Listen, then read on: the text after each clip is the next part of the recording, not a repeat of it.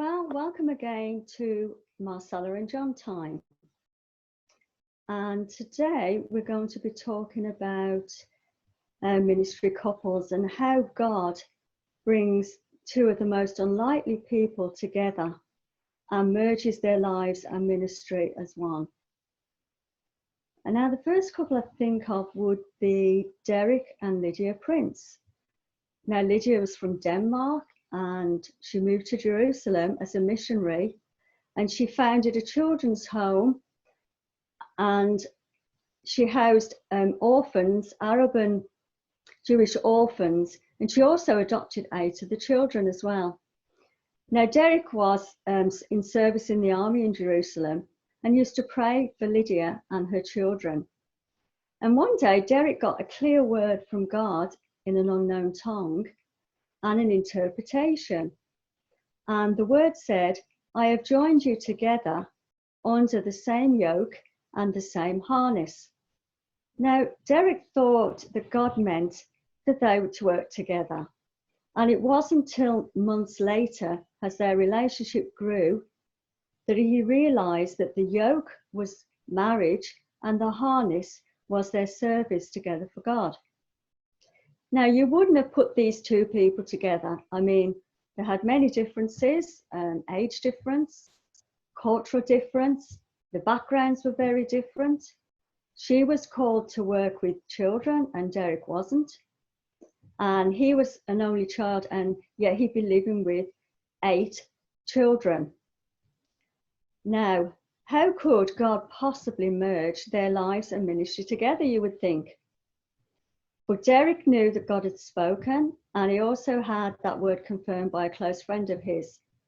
So in 1946, they were married. A month after, Derek was released from the army.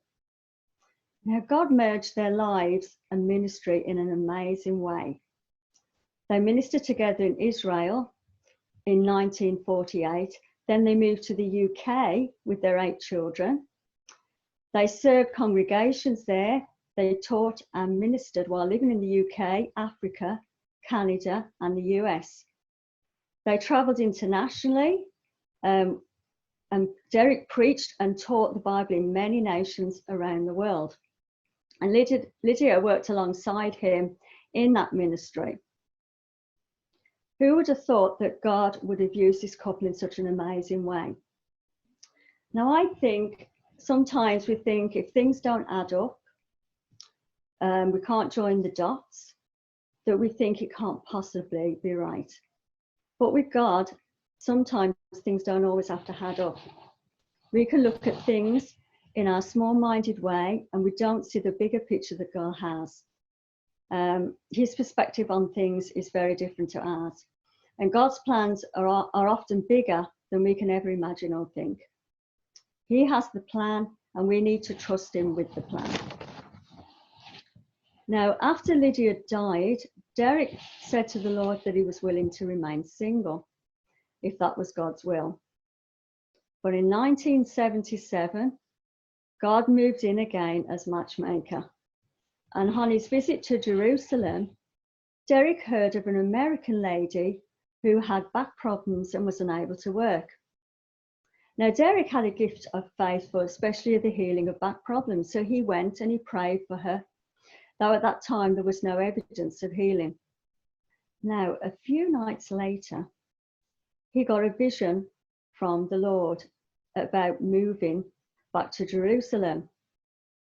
And the vision was of a path, and it was very steep, uphill, zigzag, not straight at all.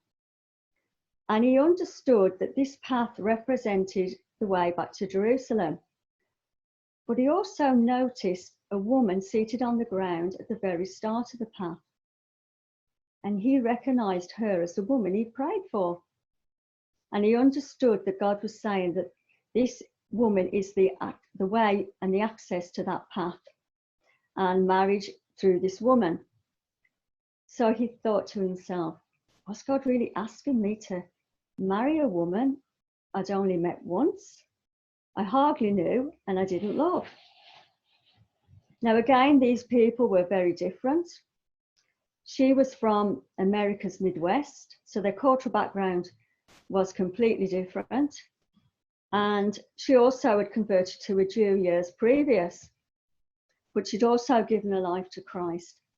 And just like Lydia, she was committed to a life of faith together, and she'd emigrated to Israel with her youngest daughter in 1975. Now, a little over a year after meeting, Derek and Ruth were married in 1978. That's when Derek was 63 years old. Now, when Derek married Ruth, his ministry began to line up more fully with God's priorities. As back in 1958, while Derek was sitting beside Lake Victoria in Kenya, God had given him a verse in Matthew 24, which said, "The gospel of the kingdom shall be preached in all the world as a witness to all the nations, and then the end will come." Now, God told him it was his priority number one. So Derek asked God to bring his life in line with God's priorities. And it wasn't until 20 years later that he saw how God had been moving to answer that prayer. When he married Ruth, his ministry began to line up and fully fall in with God's priorities. Now, 4 months after they were married, his daily radio broadcast was aired on 8 stations in the US.